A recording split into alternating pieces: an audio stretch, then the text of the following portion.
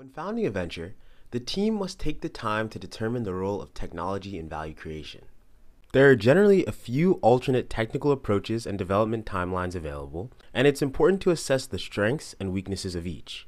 To exemplify this process, we'll explore some of the technical choices that were available to Tesla's founding team in 2003. In the early 1990s, the California Air Resources Board began a push for more fuel-efficient, lower-emission vehicles. In response, automakers began developing alternative fuel vehicles powered by batteries, hydrogen fuel cells, and more. However, many of these vehicles were unpopular among consumers and eventually withdrawn from the United States markets.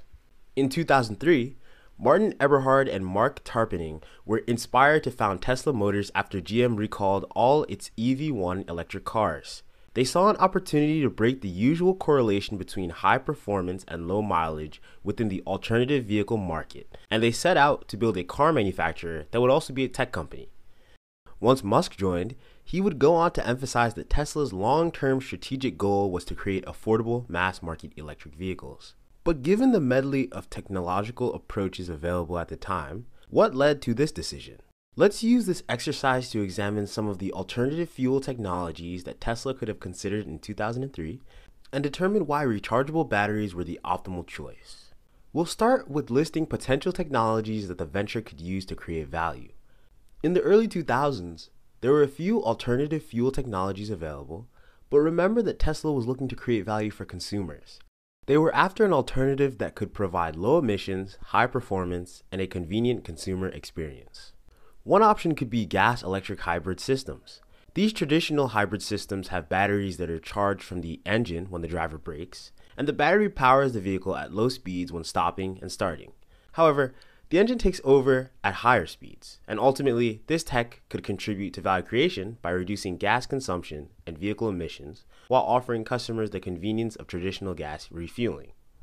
To access this technology, Tesla could pursue a partnership with players in the industry like Toyota or Suzuki that have already developed these systems, or alternatively, the team could try to develop their own systems.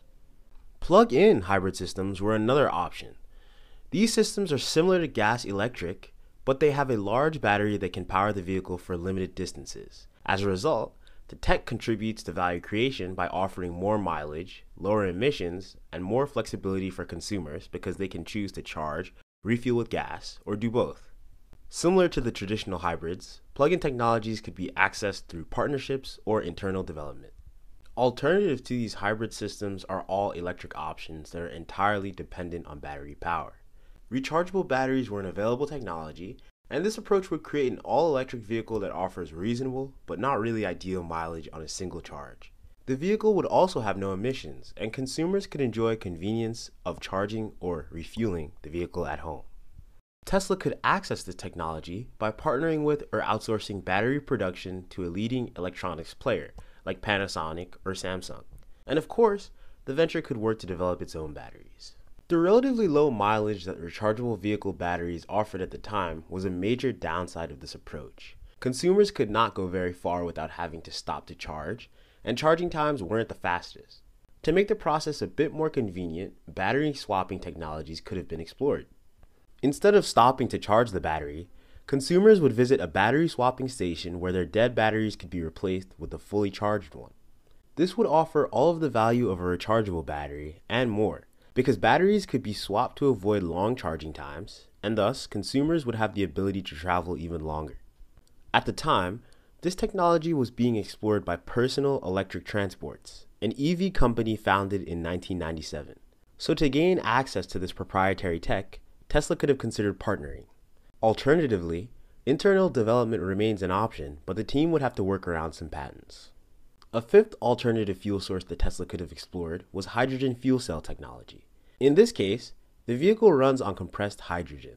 The fuel cells use this gas to create electricity that powers the vehicle's motors, and the major contribution to value creation would be the fact that this choice produces zero emissions.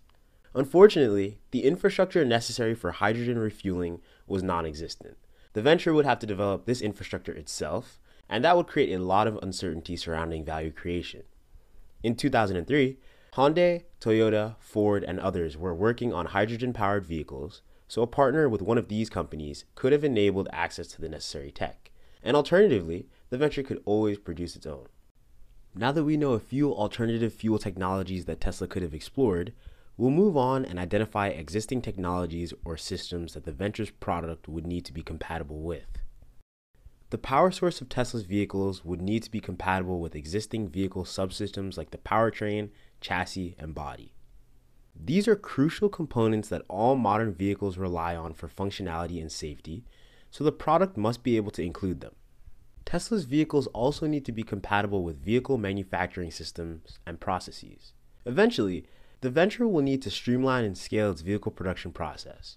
If the vehicle's production process is too unique, designing and creating brand new manufacturing systems will be more expensive and time-consuming. And third, Tesla's product needs to be compatible with existing vehicle distribution channels and service networks.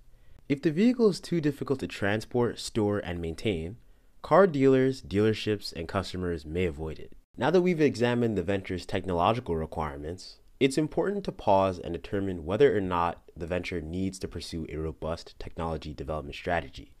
If the company is relying on a technology like a website, application, or service that has been fully developed by others, there's no need to continue forward. All of the venture's technological choices should be made based on the points explored in Step 1. However, if the venture will be taking an active role in shaping the technology's development, you should continue forward. In this case, none of the available technologies are optimized for efficiency, mileage, and performance. The founding team was working to maximize all three, so to reach this goal, they would need to further develop whatever technology they would decide to use. So based on that insight, we'll continue forward and begin whittling down our choices. Here, our goal is to consider alternative development approaches based on key performance metrics.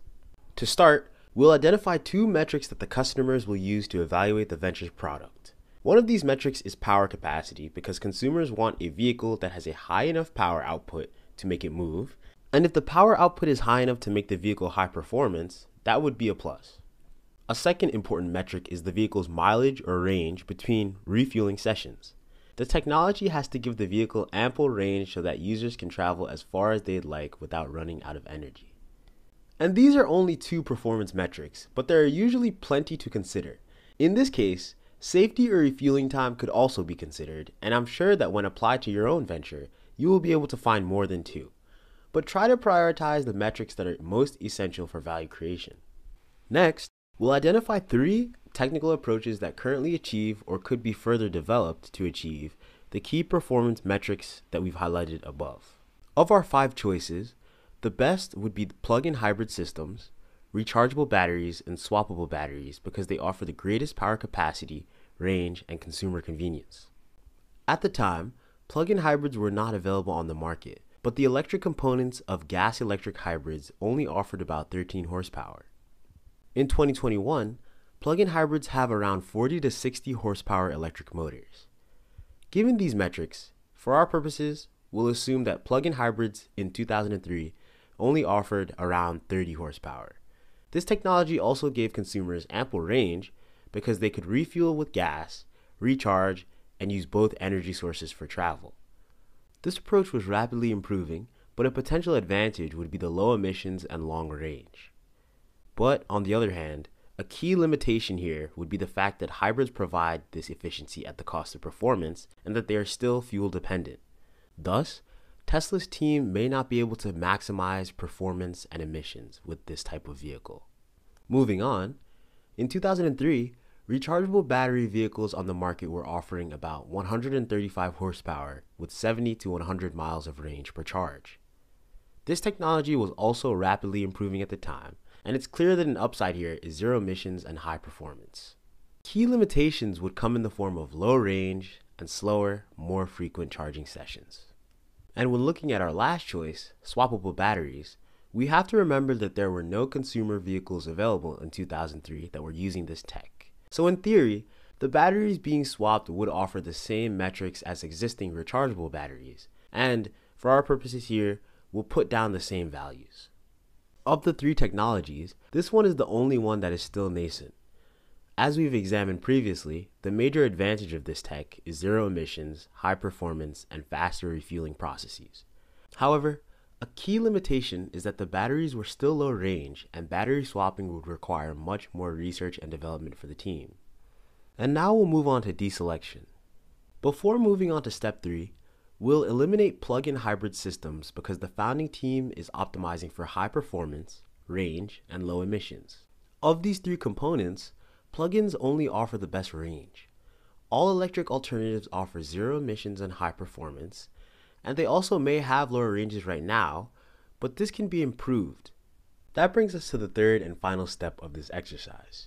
Here, we'll assess alternate development timelines for these approaches. In the first section, we'll explore these key questions. Exploiting the technology involves going to market with existing or slightly improved levels of technological performance, so we want to know if this will be adequate for value creation. What can be done in the short term to improve performance, and what are the key risks of exploiting this technology on a shorter timeline? Looking at rechargeable batteries, the level of performance available was not adequate for Tesla's value creation efforts. The founding team wanted to create a vehicle with ranges comparable to that of gas-powered vehicles, so 70 to 100 miles of range wouldn't cut it. In the short term, the team could begin research and experimentation and begin pursuing partnerships with industry players if they want to collaborate. And by exploiting the technology in the short term, Tesla would risk bringing an inadequate product to market and destroying their company's reputation. Consumers may never be willing to purchase a Tesla vehicle if the first model is inconvenient and low quality. On the other side of things, swappable battery technology and infrastructure was nowhere near where it needed to be to create value for customers. In the short term, research, experimentation, and partnerships can be explored, and by going to market way too early, Tesla risks reputation and potentially much more capital compared to approach 1. In this case, Tesla has to further develop its battery and engineer a fast, safe battery swap process. The swapping tech would make this approach much more expensive and complicated. So what if we consider these technologies over longer development timelines? What immediate steps and/or milestones are required in the short term in order to progress along the longer timeline? And what are the risks of exploring this technology? A longer timeline will give Tesla time to improve its battery's range and charge time. Research, experimentation, and partnerships could all be beneficial, and the team could begin setting goals to achieve specific power or range metrics by certain dates. In this case, ruining the company's reputation is less of a risk because we have more time to create the product right. So major risks here are capital and loss of time.